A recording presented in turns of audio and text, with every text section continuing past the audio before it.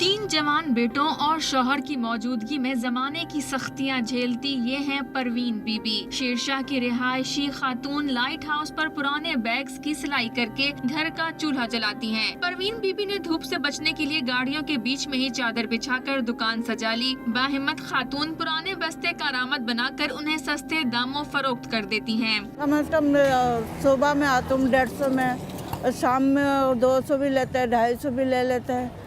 बस बिके नहीं बिके उधार ले, दुकानदारों से उधार लेके फिर मैं घर चले जाता हूँ, फिर दूसरा दिन फिर आता हूँ। बदकिस्मती से खातून के दो बेटे नशे की लत में मुब्तला हो गए। माँ उन्हें पैसे ना दे तो उसे बेटों का तशद्दुद भी सहना पड़ता है। शौहर भी कोई काम करने को तैयार नहीं।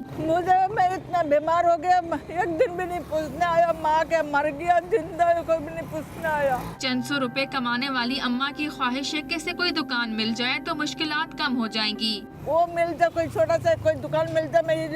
मैं किसी का हाथ नहीं फैलाना चाहता हूँ। मैं अपना मजदूरी खुद कर लूँ, खुद खाऊंगी, मगर ये मेरे को अच्छे से कोई एक दुकान मिल जाए। खातून की मुशक्कत की शहरी भी दाद देते हैं। यही नहीं, वो अपने बच्चों के फटे हुए बस्ते भी इन्हीं से सिलवाने को तरजीह देते हैं।